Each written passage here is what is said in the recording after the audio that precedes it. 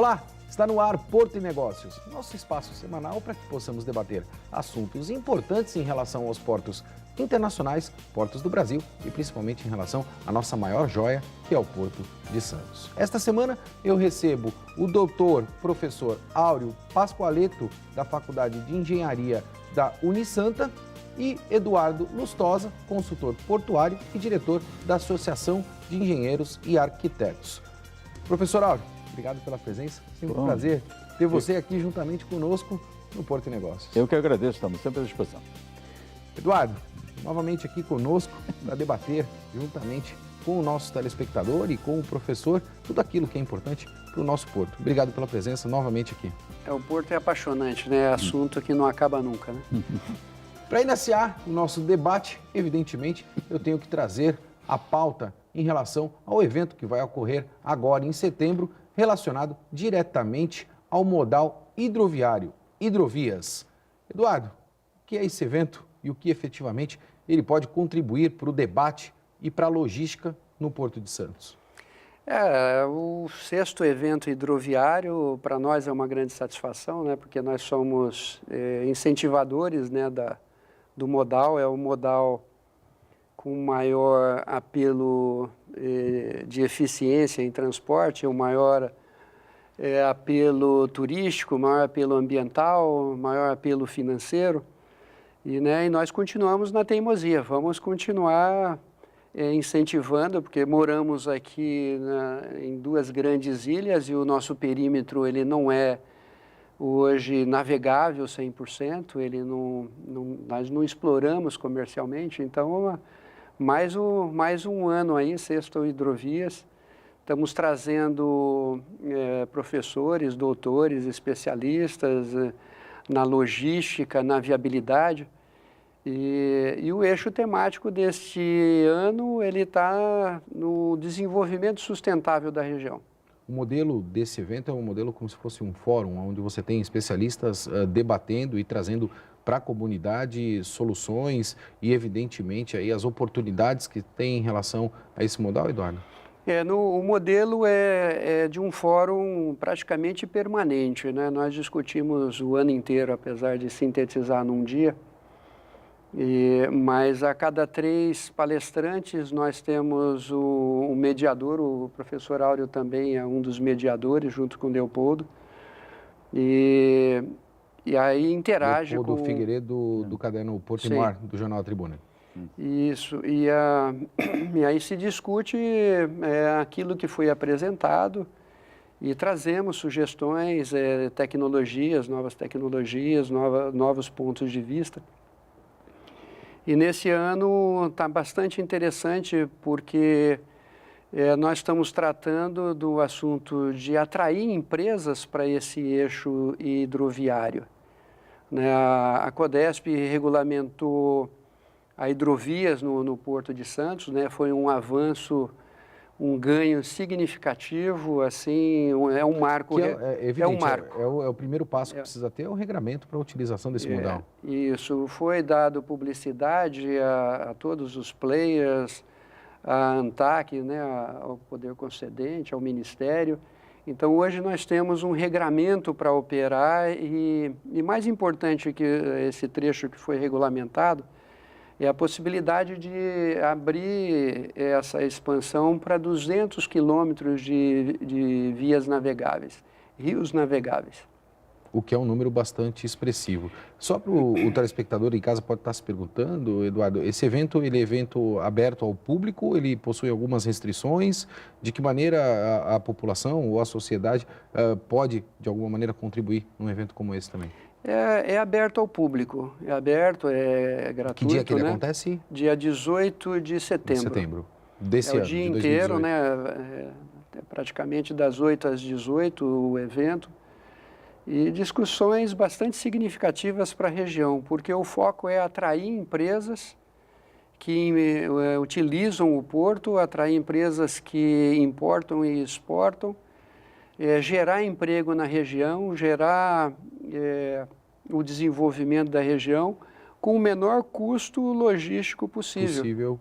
Dentro desse modal. Professor, o fortalecimento da interlocução É isto que esse evento pode proporcionar também, fortalecer cada vez mais a interlocução de todos os atores que nós temos no cenário portuário para que a gente possa fazer implementações de um modal tão importante quanto esse? Realmente, esse é um ano especial, o evento é lá na Associação de Engenheiros e Arquitetos de Santos, que a associação faz 80 anos neste ano. Quer dizer, é uma vida aí consolidada aí de contribuição para a sociedade. Então, esse espaço lá da associação, vamos dizer, além dos técnicos envolvidos, recebe os pesquisadores da universidade, professores, alunos, e está, como se foi falado aí também, aberto aí a todos os interessados, até para saber que história é essa. 200 quilômetros de hidrovia na região é uma coisa... Um número expressivo. Exatamente. Expressivo. Existe efetivamente uma hidrografia na nossa região, nesse trecho de planície litorânea, com rios com grande capacidade aí de utilização, com potencial de utilização. O progresso acabou criando alguns obstáculos, pontes, vamos dizer, que são relativamente baixos, quer dizer, não podem circular em determinados locais embarcações que tenham, vamos dizer, uma quantidade muito em altura de carga. Mas, evidentemente, existem possibilidades, não só para cargas, quanto para passageiros, deslocamento. O Eduardo pode esclarecer isso aí bem melhor. E só lembrando que Santos, vamos dizer, teve muito transporte hidroviário. A banana aí do litoral chegava em barcaças, a extração de areia chegava em barcaças e tudo. Então, evidentemente, em quantidades não tão expressivas, mas com um interesse, vamos dizer, para o desenvolvimento local bastante importante. E agora, o Eduardo traz essa notícia, que é pública, né, que esse esforço que a Codesp fez de fazer uma regulamentação.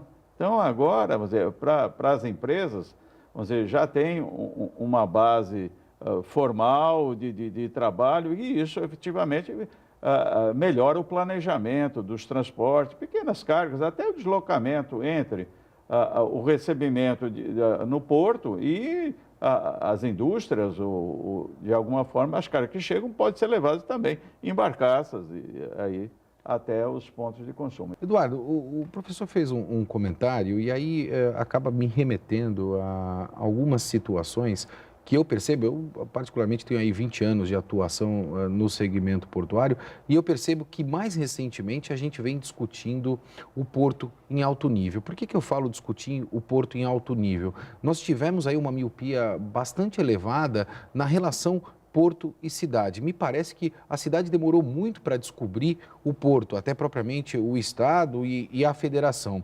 E fruto da economia, da situação que a gente vive hoje, isso se potencializou de forma monstruosa. A gente tem aí uma série de impactos dentro desse processo. E além de impactos, a gente tem gargalos. Como é que a hidrovia consegue resolver estes gargalos? Porque, honestamente, a gente pode acabar se perguntando se vai ser mais um modal e se, de alguma maneira, ele afeta o modal rodoviário também hoje, que é muito utilizado dentro do nosso país.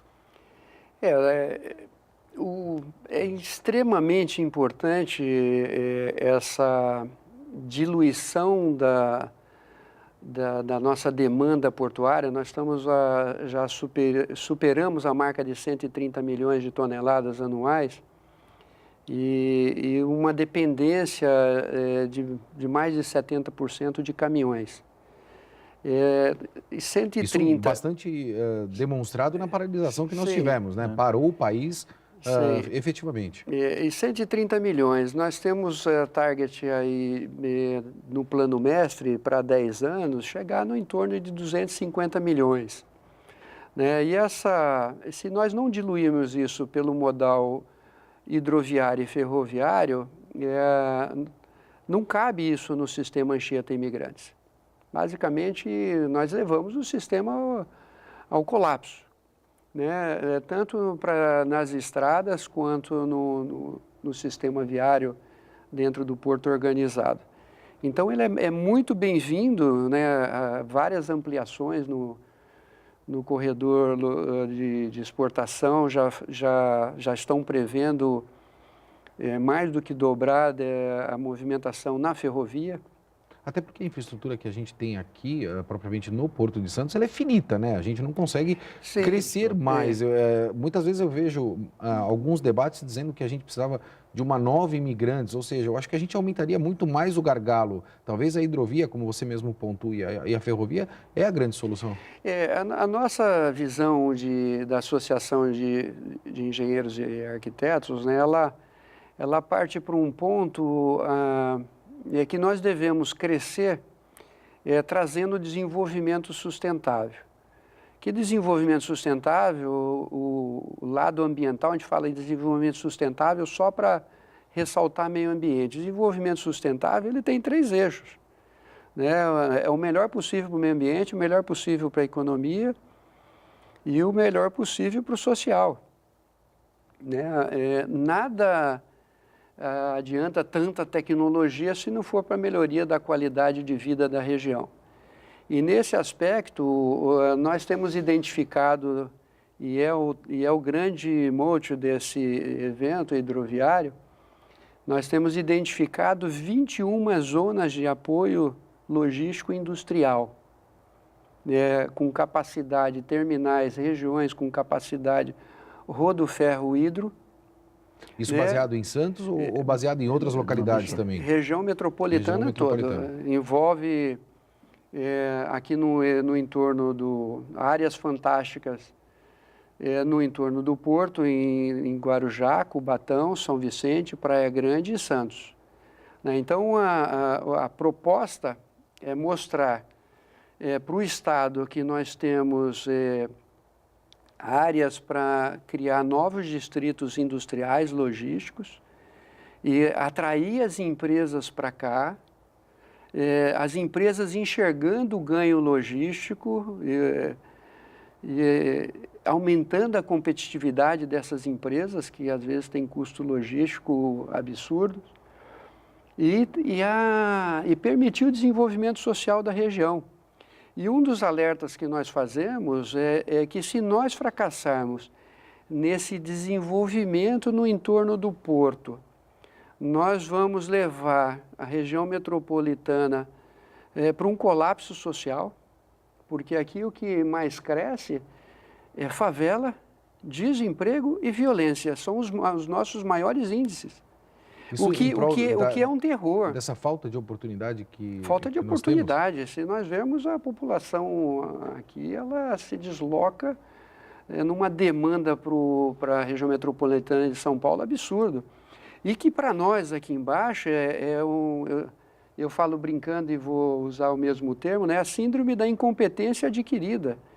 Porque o que nós temos de mais valioso numa estrutura portuária chama-se potencial logístico.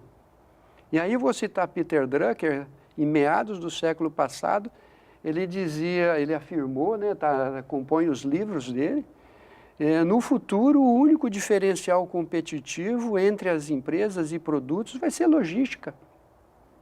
A relação, evidentemente, just in time, ou seja, o quanto mais ágil e eficiente você for, melhor são os seus custos e, evidentemente, maior qualidade você tem na prestação do serviço. Vamos comparar com um simples veículo, né? O veículo hoje, você pega aí um veículo, um Gol, pegar uma marca sem fazer publicidade, mas um Gol tem 16 países fornecendo peça para ser montado nele. O câmbio vem da Índia, a embreagem vem da China, o motor vem da Europa, e aí você tem uma montagem, uma linha de montagem, onde a empresa que está aqui do lado não está conseguindo competir com uma indiana, ele coloca mais barato aqui. Eu preciso fazer um recorte, nessa tua colocação, pegar a opinião do professor. Professor, quando o Eduardo fala nesta relação evidente de fornecimento global, e eu acho que, evidentemente, é assim que o mundo hoje se comporta e deve se comportar em prol de especialidades, desenvolvimento de tecnologia, ou o que quer que seja. Por outro lado, a gente tem um protecionismo muito grande pela política que a gente tem no país. E me parece que esse protecionismo não contribui para esse desenvolvimento que a gente está dizendo. Resumidamente, o país hoje ainda tem altos tributos com uma suposta proposta de proteção de mercado, sendo que, na verdade, a gente não contribui com a economia. Estou certo nessa minha análise? Esta é uma das coisas que a gente também precisa resolver para fomentar aí hidrovia, ferrovia, outros modais que são importantes dentro do nosso país?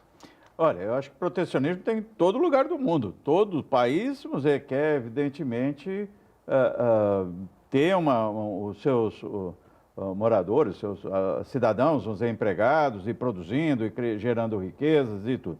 Tá certo? Então, há protecionismo e há realmente mecanismos internacionais que estão muito atentos e fóruns onde se contestam posições protecionistas. O Brasil, você realmente tem esse histórico de protecionismo, justamente para que os trabalhadores também tivessem uma condição de crescimento. O problema é achar o ponto de equilíbrio, tá certo? Porque o trabalhador, ele quer emprego. E se uma proteção tira essa competitividade, tira essa capacidade de produção e o empresário, o empreendedor, vamos dizer, se desloca para outro local, aí ele ficou sem emprego. Então, esse equilíbrio entre as demandas sociais, que são justas e necessárias, e aquilo que realmente, vamos dizer, interfere, vamos dizer, economicamente na produção, essa é a discussão, esse é o desafio, vamos dizer, de bom senso, porque não adianta nenhum dos dois lados, vamos dizer, capital e trabalho, ir contra o outro, vamos dizer, subjugar o outro a um ponto de inviabilizá-lo, não interessa para ninguém. Aliás, até repetindo uma frase, vamos dizer, capital é trabalho cristalizado, tá certo? Então, isso é o sentido. Vamos dizer, o trabalhador deve ter o seu emprego, fazer jus à sua remuneração, vamos dizer, sustentar a sua família e viver bem dentro das coisas. E o setor de capital tem que ter a sua remuneração. É para isso, evidentemente, essa é a regra do jogo, tá certo? Então, o equilíbrio dessa situação é realmente o grande desafio. Ainda há muita coisa a ser acertada nessa área. É o que eu digo em relação à tentativa e erro. É assim que a gente persegue todas as mudanças que são necessárias, não potencializando a paralisia que a gente tem hoje dentro do nosso país. Porto Negócios vai para um breve intervalo, a gente volta já já.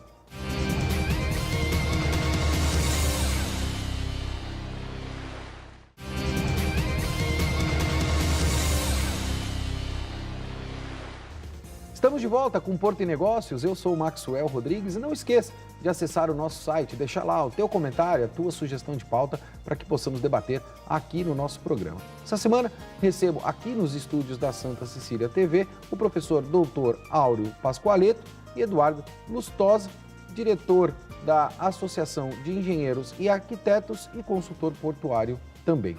No último bloco, vocês perceberam a aula dada pelos meus dois convidados. E aqui, no intervalo do programa, o Eduardo me pediu aí o direito de resposta, se assim eu posso pontuar, em relação ao debate que eu estava fazendo com o professor desta economia globalizada e dos processos just-in-time que nós temos. Esse protecionismo, Eduardo, que nós temos no nosso país, capitaneado pelo governo, qual é a tua visão em relação a isso? O protecionismo, não só no Brasil, ele está cada vez mais complicado de ser feito, né? O exemplo do Gol, que por mais proteção que você faça, você tem 16 países fornecendo peças para um veículo. E assim vai para outras marcas, né? Então, o que nós temos que criar é competitividade no país. E não é só logística, né? Essa competitividade, ela parte para o custo Brasil, os impostos, a carga tributária, que impede a competição, é a logística, né? Então, o país precisa se tornar competitivo para que nós consigamos fazer isso também, fornecer os nossos fabricantes de autopeças e diversos produtos cheguem no mercado internacional com conforto, porque não ficar exportando o salário mínimo drena o mercado, né?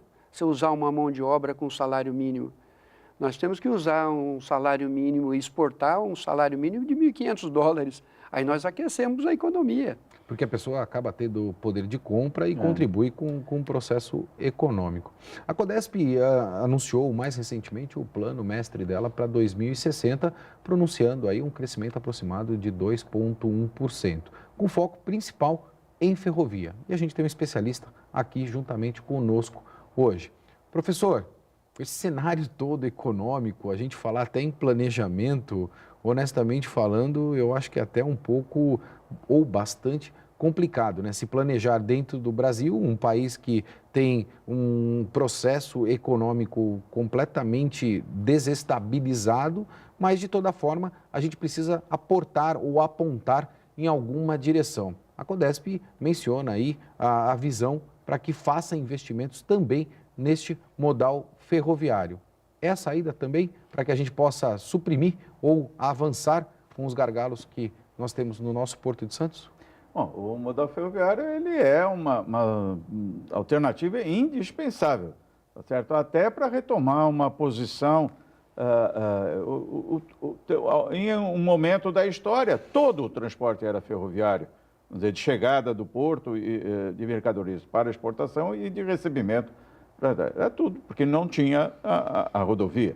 Quer dizer, no desenvolvimento, vamos dizer, com a rodovia, priorizou-se o transporte rodoviário, que deu uma contribuição e dá inestimável, a indústria automobilística, é indiscutível. Agora, não tem o menor sentido, vamos dizer, de deixar de utilizar a ferrovia naquilo que ela faz melhor, aonde ela tem um desempenho mecânico e econômico da melhor forma. Então, é realmente preciso que se retome a ferrovia num nível que, se não for dividindo com a rodovia, até ultrapasse um pouco mais. Porque dentro de uma escala de economia, a hidrovia, né, que é o motivo desse coisa, é o mais econômico, segundo, sem dúvida nenhuma, em termos de desempenho, de energia, gasto e resultado. Depois, vamos dizer, a ferrovia e aí sim a rodovia. Então, é realmente uma área que precisa realmente ser retomada. E nós temos um potencial imenso. Só essas duas ferrovias que atendem a região, elas têm um potencial de 150 milhões de toneladas de transporte por ano. Potencial, não está instalado. Mas então, há espaço para realmente melhorias e isso precisa ser feito. Existe um grande esforço, elas são concessões, né, de antecipar concessões, e isso tem que ser visto com muito cuidado, em função do interesse do país e não do interesse de grupos econômicos. É uma coisa que tem uma discussão aí bastante forte, mas é importante que o sistema realmente se estruture e readquira a importância que sempre teve. E falo mais, não só em termos de carga, mas não esqueçam dos passageiros. Os passageiros do modal ferroviário estão realmente esquecidos há bastante tempo e não dá para deixar de transportar pessoas aí em trens confortáveis e rápidos e seguros. Porque isso contribui também por os impactos que a gente tem dentro das rodovias. Se você não tem um modal ferroviário transportando boa parte da população, faz com que essa população se utilize do modal rodoviário, gerando os gargalos que a gente já conhece.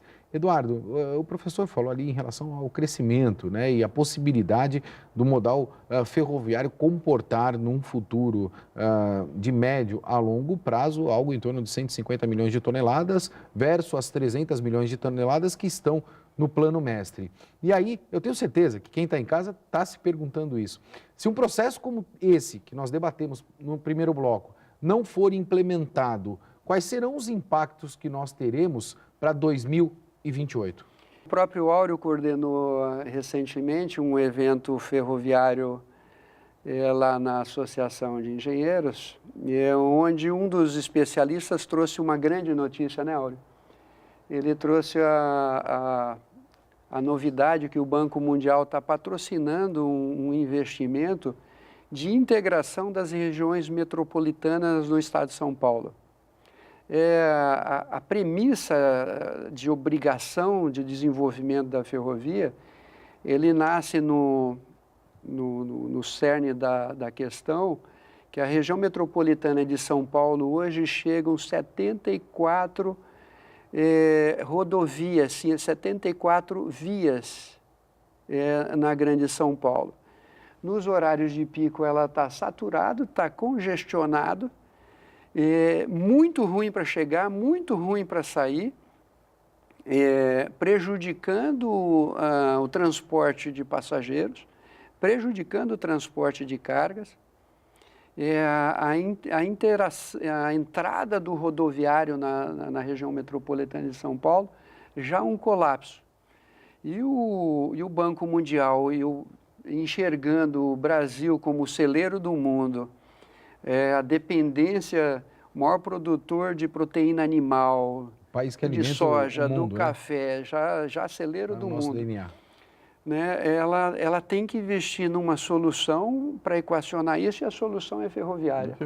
Eu achei aquilo lá fantástico, eu levei também... Isso não é o papel do BNDES também? Eu levei para o nosso superintendente lá na Codesp essa grande notícia, porque vai sobrar uma perna para a região metropolitana da Baixada Santista, ou seja, vai sobrar investimentos também para o porto, para cargas e passageiros. Então, nós vamos ter trens modernos, sistema moderno para a região de Sorocaba, para a região de Campinas, para a região do Vale do Paraíba, né? E Sorocaba. Sorocaba. O Vale do Paraíba, Vale do Paraíba e Baixada Santista, são as 4 regiões metropolitanas. Então, é uma grande notícia para nós essa expansão, né? E para o porto, ela vai depender, com certeza, da ferrovia, vai depender... eu falo na hidrovia como desenvolvimento social, logístico e industrial da nossa região, gerar emprego para sair do colapso. Lógico que nós levamos cargas e levamos passageiros para dentro do porto, e viabilizamos essa malha hidroviária. Isso é extremamente necessário. Agora, para o porto, a ferrovia, aí está a grande notícia, ele vai ser o alento. Indiscutível. A gente percebe, professor, até infelizmente a gente está chegando ao final do nosso programa, que existe aí uma proposta, né, e uma vontade muito grande internacional de investimentos dentro do nosso país. E a gente falou, eu acho que com bastante propriedade, essa relação do protecionismo. Eu acho que a gente precisa também, nos portos do Brasil, se internacionalizar nesta questão, para que o governo federal não tenha tamanha interferência, não contribuindo para estas condições que a gente precisa nos portos do Brasil. Professor, muito obrigado pela tua presença aqui. É um prazer ter você no nosso programa. O tempo passa muito rápido, principalmente quando a gente tem aula aqui no nosso programa. Obrigado mais uma vez. Eu que agradeço e estamos sempre à disposição. Eduardo, sempre um prazer ter você aqui também juntamente conosco. Como eu sempre o faço, já fica o convite para que vocês dois possam voltar aqui, para que nós possamos debater um tema que eu quero trazer também para a nossa pauta. Será que o Porto de Santos deve se tornar também o Porto de São Paulo? Ter aí esta possibilidade para que a gente possa assuntar em relação a isso. Edu, obrigado pela tua presença mais uma vez. Nós que agradecemos o convite e a tradicional gentileza de vocês.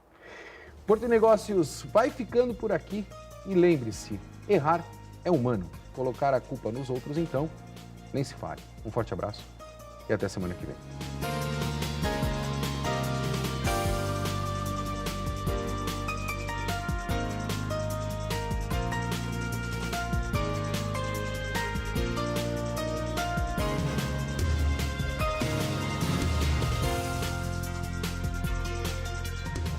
Porto e Negócios. Apoio Society Corretora de Seguros, Grupo G-Log e Mareste Telecomunicações.